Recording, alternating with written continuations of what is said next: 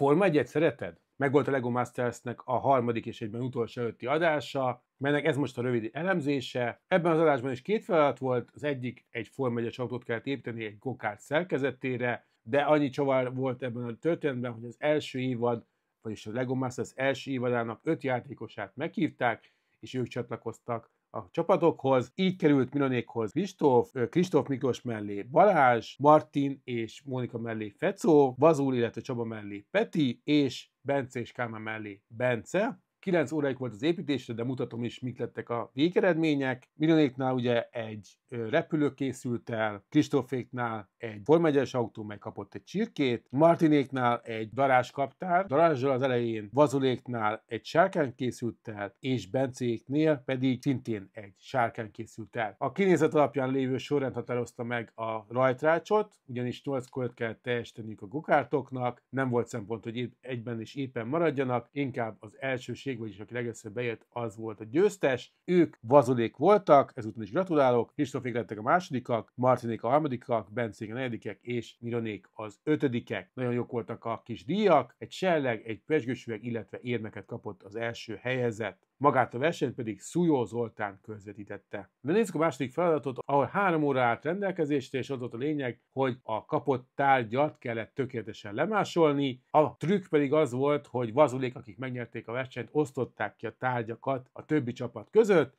Így kapták meg Mironék a Trabant modellt, Martinék a drónt, Kristófék a Görkolit, Bencék a Walkmant, és ők maguk pedig elvitték a rádiót. Mindegyik alkotás remekül sikerült, viszont sajnos Mironéknak a Trabantja nem tudott teljesen elkészülni ez a 3 óra alatt, illetve Kristóféknak a Görkolia széthullott, miközben odavitték a zsűri elé, úgyhogy sajnos ők kettek közül lett kiválasztva az, aki kiesett ebben a műsorban, és ez nem volt más, mint Kristóf és Miklós, amit ezúton is nagyon-nagyon sajnálok. A többiek mennek tovább a döntőbe, és ezben egy lesz az utolsó rész értelemszerűen, de azt kell mondanom, hogy én már most sajnálom, hogy véget fog érni ez a zseniális sorozat.